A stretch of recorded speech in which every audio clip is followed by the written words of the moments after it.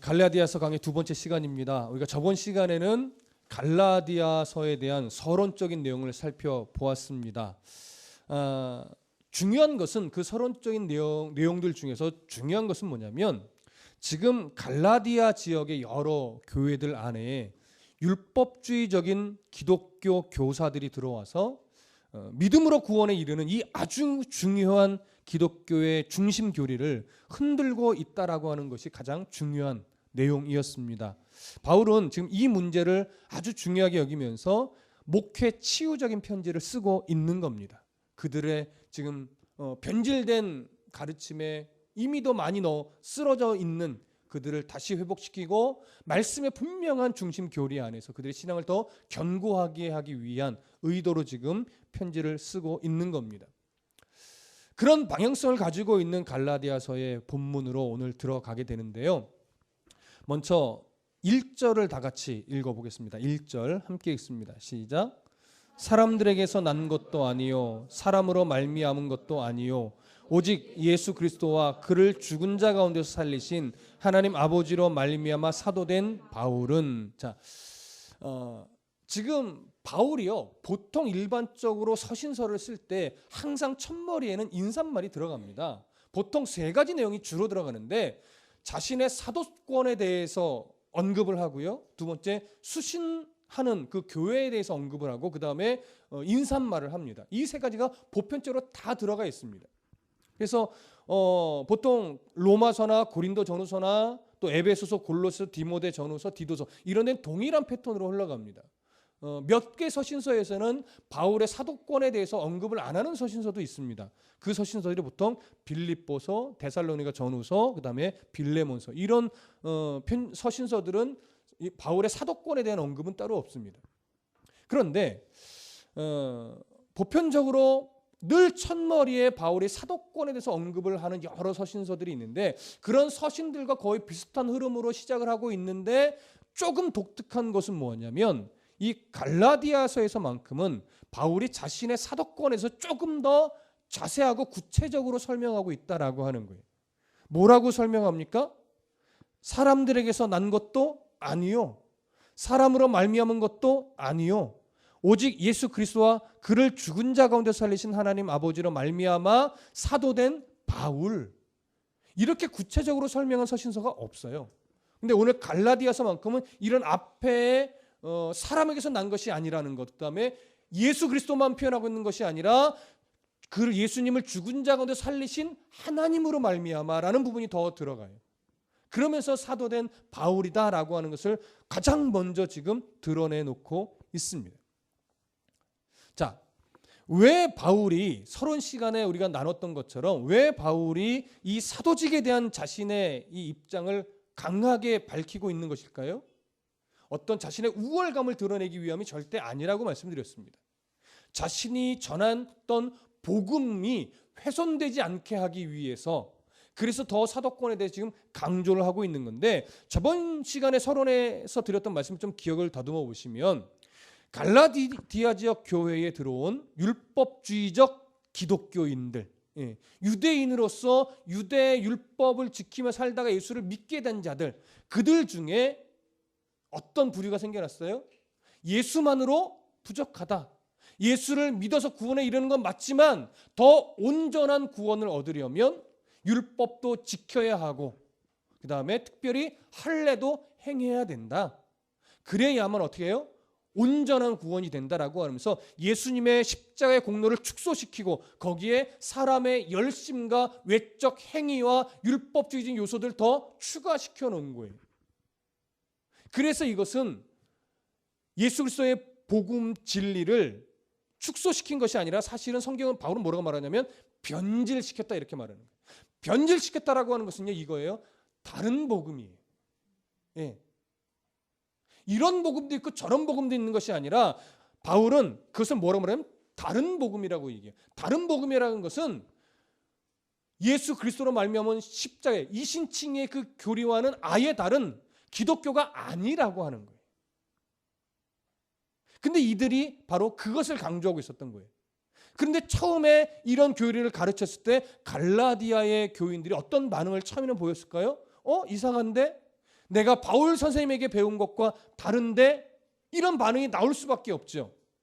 그럴 때 그들이 이 갈라디아 지역의 교인들에게 강조했던 것이 뭐냐면 너희들이 바울에게서 배운 게 전부인 줄 아는데 사실 바울은 이단이야. 이렇게 시작을 하는 거예요. 그래서 왜 그러느냐? 바울은 사실 사도가 아니다라고 하는 거죠. 왜냐하면 바울은 예수 그리스도에게서 가르침을 받은 적이 없다 이거예요. 예수 그리스도와 함께 예수 그리스도의 공생의 사역 기간을 함께 했던 흔적이 없다 이거예요. 그러니까 사도일 수 없다. 바울은 아마도 안디옥 교회에서 파송을 받으면서 그저 사도처럼 사람이 세운 그 정도 수준의 사람밖에 안 된다. 그러니 그가 가르쳤던 것은 사실 진짜가 아니다. 정통이 아니다. 그러니 그것을 믿지 말아라. 진짜 중심된 진리는 뭐다? 바로 율법. 유대인들이 지키고 있는 율법도 하나님이 내신 거기 때문에 그것도 지키고 선민으로서 하나님이 아브라함에게 할례를 명하셨기 때문에 할례도 행하면서 예수를 그렇게 믿어야 진짜 온전한 구원에 이를 수 있다. 이렇게 강조하게 된 거예요. 그런데 그들이 왜 그것을 진짜인 것 같다라고 수용을 하게 됐다라고 말씀드렸죠? 그들도 어떤 성향이 남아 있어요? 이방의 우상들을 섬기면서 굉장히 그들 나름대로의 율법적인 성향이 있었단 말이에요. 무엇인가 자기가 믿는 우상에게 신에게 열심을 다해 무엇인가를 하면서 신에게 감동을 주면서 그래서 뭔가 한 것 같은 이런 흔적의 삶을 사실 평생 살아온 자들이에요. 근데 예수 그리스도를 믿음으로 말미암아 그런 열심이 중요한 것이 아니라 날 위해 십자가에 죽으신 예수 그리스도를 믿는 믿음이 가장 중요하구나. 이걸 깨닫고 큰 기쁨에 있었던 거예요. 처음에는 너무 기뻐요. 흥분돼요. 감사해요. 근데 시간이 지나다 보니까 이게 다야? 뭔가 좀 더 해서 그 하나님께 예수 그리스도에게 뭔가 복을 좀 받고 싶은데 바울은 그런 걸 하지 말라고 하고 근데 마음 한쪽에서는 뭔가를 함으로 신을 감동해서 복도 좀 받고 싶은데 이게 애매해지고 있는 상황이죠. 시간이 지남에 따라. 근데 거기에 누가 불을 확 붙였어요? 바로 율법주의적 기독교사들이 거짓 교사들이 이들이 그런 심리에 완전히 불을 확 질러버린 거예요. 그러니까 상당히 많은 수가 꽤 빨리 그 율법주의적인 가르침을 수용해버립니다. 그래서 어디를 한번 보시냐면요. 6절 한번 보세요. 6절. 이 6절을 이제 강의할 때 말씀드리겠지만 6절 한번 다 같이 읽어보겠습니다. 시작. 그리스도의 은혜로 너희를 부르신 이를 이같이 속히 떠나 다른 복음을 따르는 것을 내가 이상하게 여기노라. 바울은요. 도무지 이해가 안 된다 이렇게 말하는 거예요. 너희들이 처음 복음을 들을 때 그 복음이 주는 자유함 때문에 얼마나 기뻐했었느냐. 너희들이 얼마나 눈물을 흘리며 찬송을 했고 그 복음을 기쁘게 받아들이면서 하나님께 얼마나 감사의 고백을 했었느냐. 근데 이렇게 속히 그 복음을 떠나 율법주의적인 가르침을 따라갈 수 있느냐 이 얘기를 하는 거예요. 이 속히라는 말은요. 시간적으로도 빠르다는 얘기고요. 검증의 시간이 거의 거치지 않고 그냥 듣는 대로 너무나 쉽게 수용해버렸다는 이야기도 돼요. 두 가지가 다 들어가죠. 그래서 바울이 너무 놀란 거예요. 어떻게 이렇게 금방 이렇게 쉽게 그들의 어리석은 가르침을 따라갈 수 있어. 바울은 정말 깜짝 놀란 거예요. 그 표현, 그 마음이 사실 1절부터 드러납니다. 다른 구절 없이 먼저 대뜸 무슨 얘기를 해요? 사람에게서 난 것도 아니고 서론이 없는 것 같아. 예를 들어서 갈라디아 교인들이여 잘 지냈는가 하면서 이렇게 시작해도 될 것 같은데 그냥 대뜸 하는 소리가 사람에게서 난 것도 아니요 사람으로 말미암은 것도 아니다. 바울이 이렇게 글을 쓰기 시작할 때 그 마음을 여러분 느낄 수 있어야 합니다. 그래서 어찌됐든 그 율법주의적인 기독교인들은 바울이 사도가 아니라는 것을 강조하기 위해서 자꾸 예수님과 동행했던 적이 없고 안디옥에서 사람에 의해 파송받은 거다 이렇게 자꾸 공격을 하는 거예요. 그러면서 바울의 사도권을 추락시키니까 그와 함께 어떤 일이 일어나요? 그러니까 당연히 바울이 가르쳤던 내용도 가짜다 이렇게 되는 거죠. 그래서 바울의 사도권을 계속 공격하는 거예요. 그래서 바울의 사도권을 자꾸 사람이 세운 사도로 자꾸 만들어 버리려고 하는 거예요. 그래서 바울이 이야기하고 처음부터 얘기하는 게 뭐예요? 내가 받은 사도권은 사람들에게서 난 것도 아니고 사람으로 말미암은 것도 아니다. 이 얘기를 하고 있는 겁니다. 자, 이 의미를 조금 더 살펴볼 건데요. 이 얘기를 좀 살펴보기 전에 먼저 사도에 대해서 한번 좀 정리를 하고 넘어가십시다. 사도란 무엇인가 라고 할 때 사도는 기본적으로 부활하신 예수님을 증거하는 자입니다. 복음을 전하는 자예요. 그래서 또 곳곳에 교회를 세우는 자예요. 근데 어떤 자가 사도가 될 수 있느냐? 어디를 한번 보십니까? 사도행전 1장으로 좀 가보겠습니다. 사도행전 1장. 사도행전 1장 22절부터 26절까지 함께 읽습니다. 사도행전 1장 22절부터 26절까지 함께 읽습니다. 시작. 항상 우리와 함께 다니던 사람 중에 하나를 세워 우리와 더불어 예수께서 부활하심을 증언할 사람이 되게 하여야 하리라 하거늘 그들이 두 사람을 내세우니 하나는 바사바라고도 하고 별명은 유수도라고도 하는 요셉이요 하나는 matti아라. 그들이 기도하여 이르되 뭇 사람의 마음을 아시는 주여 이 두 사람 중에 누가 주님께 택하신 바 되어 봉사와 및 사도의 직무를 대신할 자인지를 보이시옵소서.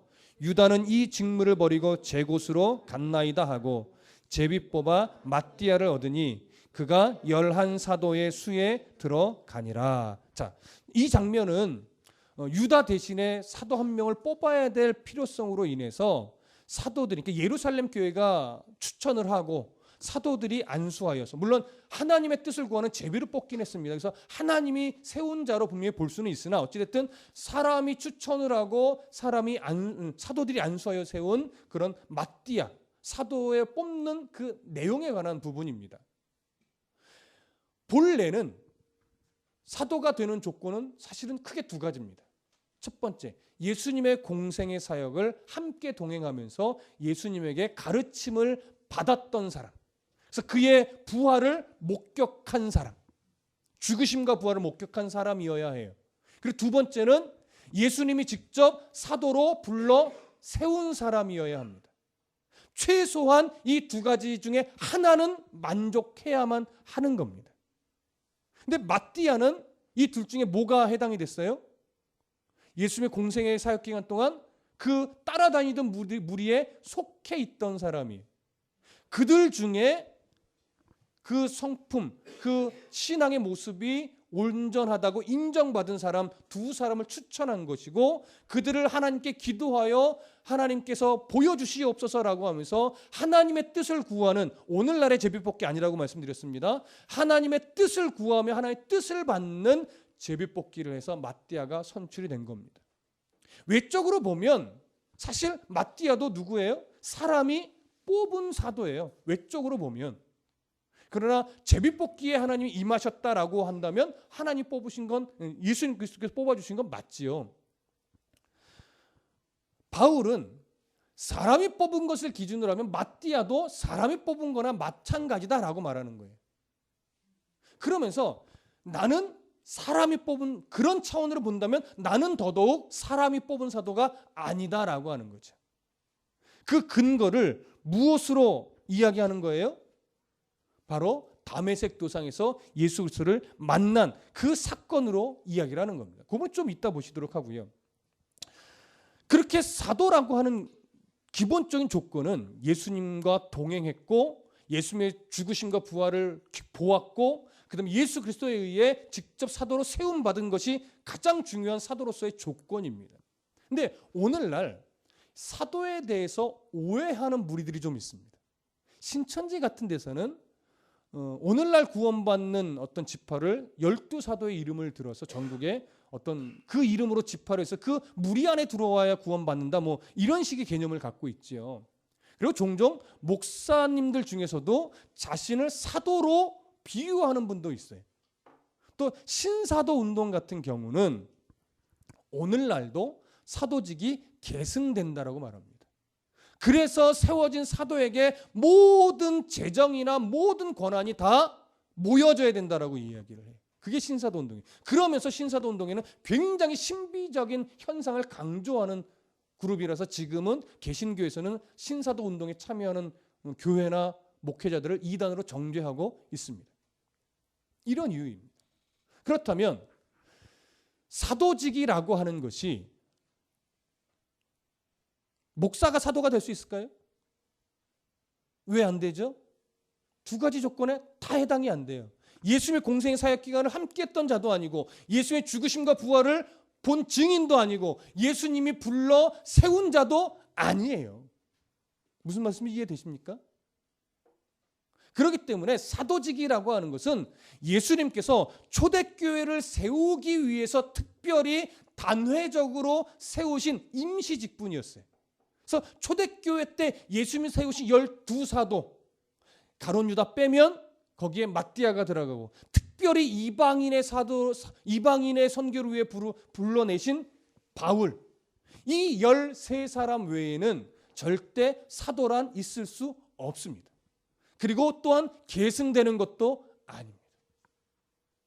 오늘날 우리들은 사도가 아니라 사도적인 삶을 살아내야 하는 것이지 사도는 아닙니다. 근데 이런 어처구니 없는 주장을 하는 자들이 있어요. 그런 차원에서 바울은 사도로서의 자격이 되는 거예요. 왜냐? 다시 오늘 본문으로 돌아가 보겠습니다. 갈라디아서 1장으로 가셔서 사람들에게서 난 것도 아니요 사람으로 말미암은 것도 아니요 라고 정확하게 말을 하면서 그 뒤에 이렇게 말합니다. 오직 예수 그리스도와 그를 죽은 자 가운데서 살리신 하나님 아버지로 말미암아 사도된 바울이다, 이렇게 말을 해요. 자, 먼저 예수 그리스도와 그를 죽은 자 가운데서 살리신 하나님 아버지로 말미암는다는 것은 어떤 의미냐면, 바울은요 하나님을 믿던 자입니까? 안 믿던 자입니까? 하나님을 믿던 자죠. 유대인의 하나님과 기독교인의 하나님은 똑같아요. 무슨 말씀인지, 하나님을 믿던 자예요. 근데 누구는 안 믿었어요? 예수 그리스도는 안 믿었어요. 그가 하나님의 아들로서 왔다는 것을 인정하지 않았어요. 그래서 예수를 믿는 자들을 잡아 죽이는 일에 앞장섰던 자고, 그 대표적인 인물이 누구예요? 스데반을 죽이는 일에 앞장섰던 바울이었어요. 그런 그가 더 많은 기독교인들을 잡아 죽이기 위해서 병사를 끌어안았다는 표현이 좀 이상하네요. 병사의 힘을 얻어서 병사들과 함께 어디로 가요? 다메섹으로 진군하고 있어요. 열심히 가고 있어요. 근데 그 도상에 부활하신 예수 그리스도를 만납니다. 근데 그 부활하신 예수 그리스도라는 것은 누가 살려내셨다는 거예요. 자기가 믿던 그 하나님이 그게 전부인 줄 알았는데, 그 하나님이 내가 핍박받던 그 예수를 부활시켜 놓으셨다는 사실을 다메섹 도상에서 확인했다라고 하는 거예요. 그래서 바울이 예수 그리스도만 지금 끊어내지 않고 자기의 사도성을 더 확고하게 하기 위해서 예수 그리스도와 그를 죽음에서 살리신 우리 하나님 아버지라고 이 성부 하나님까지 지금 끌어내고 있는 거예요. 더 강조하기 위해서, 얼마나 자기의 사도권이 확실한지를 보여주기 위해서. 그래서 다메섹 도상에서 바울이 예수 그리스도를 만났기 때문에 1차적으로 하나는 되는 거예요. 뭐예요? 부활하신 예수님을 보았잖아요. 어디를 한번 보시냐면 사도행전 9장으로 가보겠습니다. 사도행전 9장 3절부터 5절까지 함께 읽습니다. 3절부터 5절 시작. 사울이 길을 가다가 다메섹에 가까이 이르더니 호련히 하늘로부터 빛이 그를 둘러 비추는지라.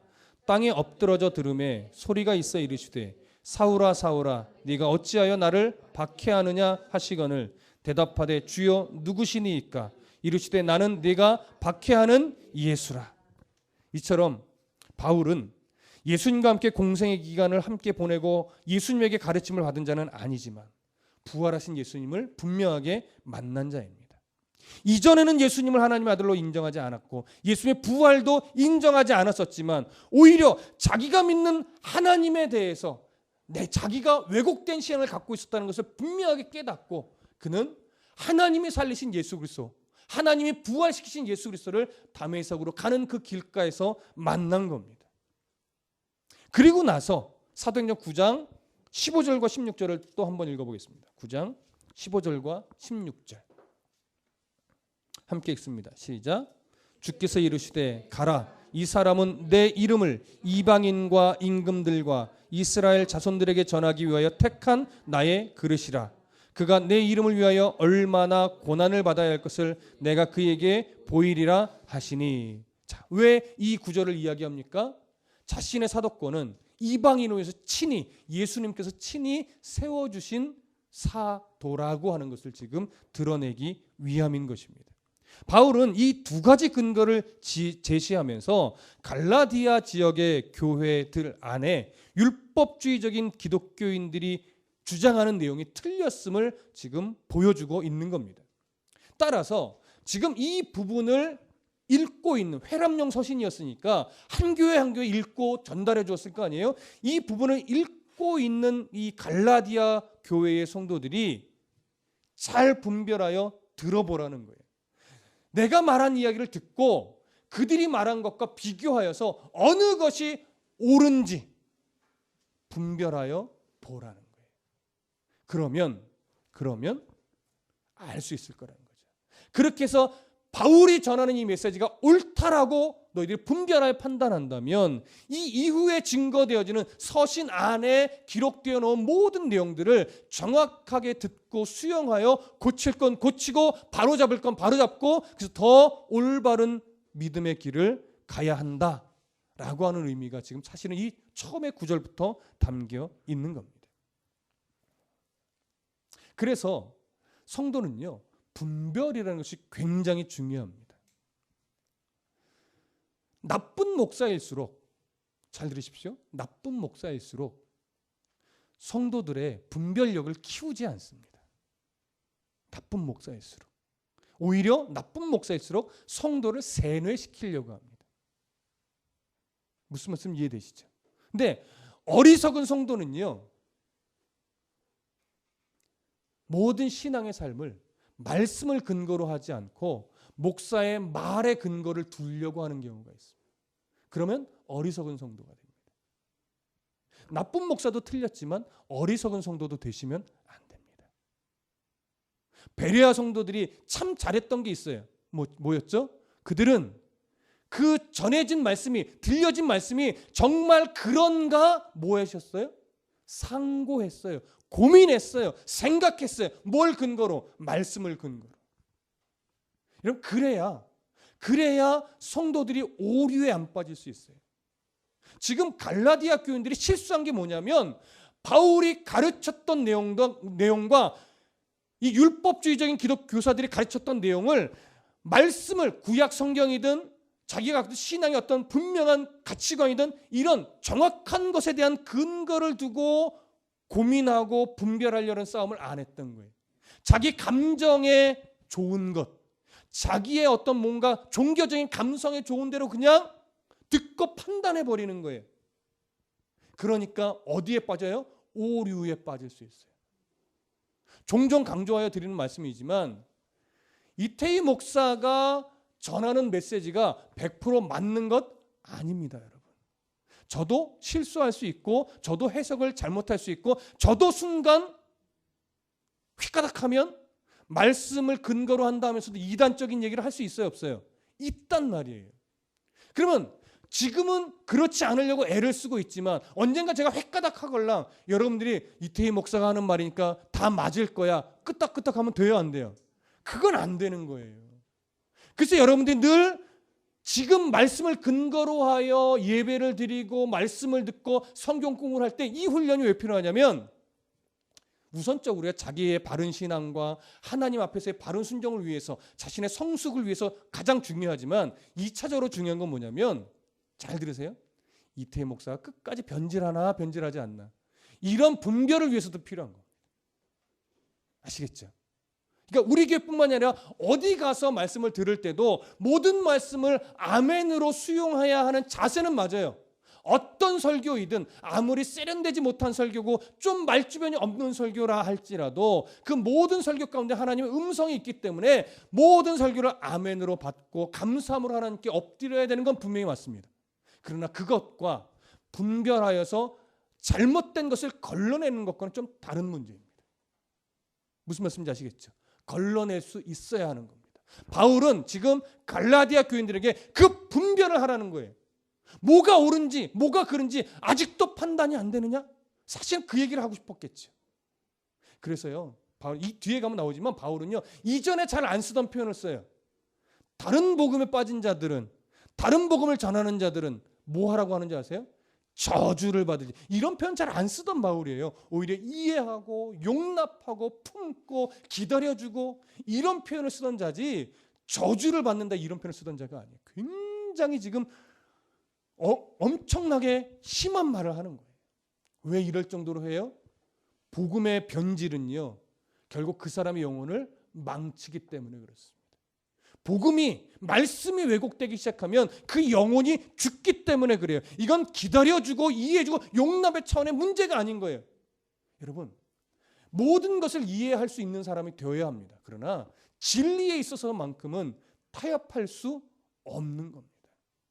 그걸 양보하면 기독교가 아닌 거예요.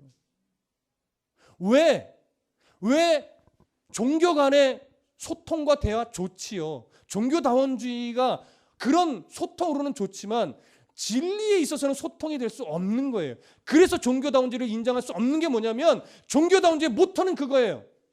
다른 종교에도 구원이 있음을 인정하라. 불교는 불교 나름대로의 구원의 길이 있는 거고, 이슬람은 이슬람 나름대로의 구원의 길이 있는 거고, 기독교는 기독교 나름대로의 구원에 있는 거 아니냐? 결국 끝까지 가보면 똑같은 구원일 걸 아니라는 거죠. 왜요? 거기에는 우리 죄를 위해 죽어주신, 십자가에 죽으신 예수 그리스도의 보혈의 공로가 없기 때문에. 진리는 하나예요. 그래서 소통할 수 있고 나눌 수도 있지요. 그러나 진리는 타협이 될 수 없는 거예요. 그래서 기독교는 어쩔 수 없이 편협한 종교일 수밖에 없습니다. 어쩔 수 없이 관용이 없는 종교일 수밖에 없습니다. 진리를 어떻게 관용으로 대할 수 있겠습니까? 진리가 아닌 부분에 있어서만큼은 우리가 얼마든지 나눌 수 있어요. 제가 길 가다가 스님 만나면 인상 쓰겠습니까? 인사할 땐 인사하겠지요. 악수할 땐 악수하겠지요. 그렇더라고 진리에 있어서 타협할 수는 없는 거예요. 지금 갈라디아 교회는 이 진리의 문제에 있어서 지금 왜곡된 것이 진짜인 줄 알고 지금 착각에 빠져 있는 거예요. 그래서 바울이 지금 심각한 어조로 나는 그리스도와 및 그를 죽음에서 살리신 하나님 아버지로부터 사도된 자다, 이 얘기를 하는 거예요. 얼마나 간절했습니까? 오늘 우리는 이렇게 사도로 부름받아 생명을 내어주기까지 사도의 삶을 살아냈던 바울을 보면서 우리는 사도일 수는 없으나 그 중심을 본받아 사도적 삶을 내야 되는 자임을 다시 한번 우리가 나누고 싶습니다. 여러분, 사도적인 삶이라는 게 결국 무엇이겠습니까? 목숨 걸고 선교지로 가야만 할까요? 중동에 죽어가는 그 사람들에서 가지 말라는 그것을 목숨 걸고 우리가 말씀 하나 붙들고 꼭 넘어가야만 사도적인 삶일까요? 그런 분들은 너무나 존경스럽습니다. 지금도 저보러 하라면 전 못합니다. 자신 없습니다. 그런 곳에 가서 생명을 내어놓고 이슬람권에서 중동 지역에서 복음을 위해서 살아내는 선교사님들 존경받아 마땅합니다. 그러나 그뿐만이 아니라 오늘 하루의 삶을 정말로 예수님 때문에 살아내고 있는 여러분들의 삶도 그와 못지않은 사도적 삶이 되는 겁니다.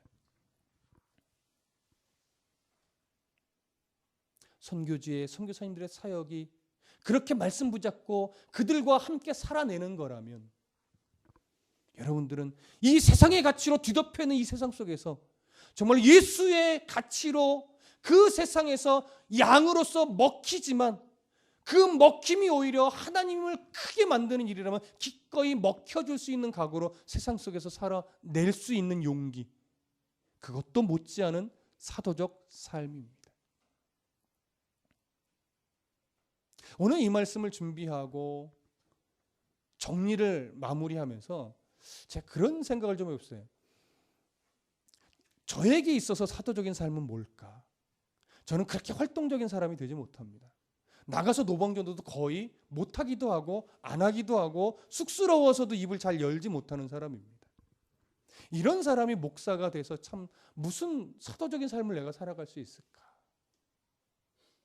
그러면서 그냥 저의 모습을 돌아볼 때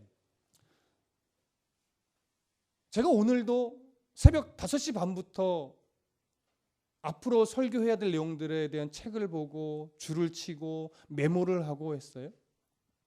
우리 해리 집사가 저한테 그런 걸 알고서 이렇게 수성펜 빨간 0.38 수성펜을 몇 개월 전에 선물을 했어요. 그래서 고마워 하고 잘 나와요. 근데 오늘 오전에 선물 받은 지 얼마 안 됐는데 잉크가 다 떨어졌어요. 그래서 우리 진일이 형제가 목사님 잉크를 삼키셨어요? 뭐 이런 농담을 하더라고요. 그 얘기를 들으면서 혜리야 나 다 떨어졌어 했더니 그래요? 또 사다 드릴게요 그러는 거예요. 근데 그 얘기를 들으면서 이게 개인적인 아주 작은 적용인데 나에게 사도적인 삶은 뭘까? 이 일에 게을르지 않는 것이겠구나. 혜리가 볼펜 사다 줄 때마다 내가 그걸 빨리 이 잉크를 닳게 해서 또 사다 달라고 그래야지. 여러분 수성펜이 몇 개월 만에 잉크 다 쓰면 많이 쓴 거잖아요. 그렇죠? 열심히 살고 있거든요. 밖에 나가서 돈은 못 벌어도 교회 안에서 말씀 바르게 증거하기 위해서 늘 설교하는 곳마다 책을 너댓 권의 책을 읽어가면서 줄을 치고 메모하고 그러면서 잉크를 닿는 모습을 볼 때 제 스스로 이렇게 이야기했어요. 태희야 너 그래 잘하고 있다. 그 정도면 부족한 건 많지만 잘하고 있다. 그거 게을르지 말고 은퇴할 때까지 끝까지 그렇게 해서 몇 개의 볼펜이나 사라지는지 한번 세봐라. 그런 그냥 생각을 갖게 됐어요. 엄청난 거 생각하지 마십시오. 여러분들에게 있어서 사도적인 삶은 뭘까요? 잘 웃어주십시오. 저는 참 못 웃는 사람 중에 하나인데 개그 콘서트 보면서 유일하게 안 웃는 사람이 저입니다. 맨날 혼나요. 혜민이가 집사람이 안 웃겨? 그러면 저는 그래요. 웃겨. 안 웃겨? 그러면 얼굴은 아는데 입만 웃겨 그러고 있어요. 예수 믿는 자답게 평온한 모습도 필요합니다. 예수 믿는 자답게 기쁨의 표정도 필요합니다. 예수 믿는 자답게 이해해 주는 것도 필요합니다. 예수 믿는 자답게 배려해 주는 것도 필요합니다. 제가 잘해서 드리는 말씀이 아니라 제가 못하는 거기 때문에 말씀을 드리는 겁니다. 여러분들도 못하는 게 있잖아요. 그걸 해내시는 것이 예수 믿는 사람이기 때문에 그걸 해내려고 몸부림치는 것이 그게 사도적 삶입니다. 그러나 내 자존심 때문에가 아니라 누구 때문에? 예수님 때문에. 어떻게 하면 예수님을 더 드러낼 수 있을까? 부활하신 예수님을 어떻게 하면 조금 더 그들에게 잘못 비추지 않고 바르게 예수님의 그 부활의 깊은 사랑을 전하기 위해서 내가 어떻게 표정을 짓고 어떻게 말을 하고 어떻게 행동을 하고 어떻게 낮아지고 어떻게 겸손할까에 대한 고민을 한다면 그렇게 이 험난한 세상에 한 걸음씩 걸어가고 계시다면 여러분 충분히 사도적 삶을 살아내고 있는 겁니다. 오늘 우리 그 삶을 주님 부르실 그때까지 내가 이런 삶의 걸음을 놓치지 않고 그렇게 끈덕지게 주님 손 붙잡고 잘 끌려갈게 해요. 하나님. 그렇게 끌려가면 하나님이 그런 잘 끌려온 우리를 기뻐하십니다. 그래서 주시는 말씀이 이거예요. 잘하였다. 착하고 충성된 종아. 그 칭찬. 우리 꼭 주님 나라 갔을 때 주님 심판대 앞에서 그 칭찬받는 우리 모두가 되시기를 간절히 소원합니다. 기도하겠습니다.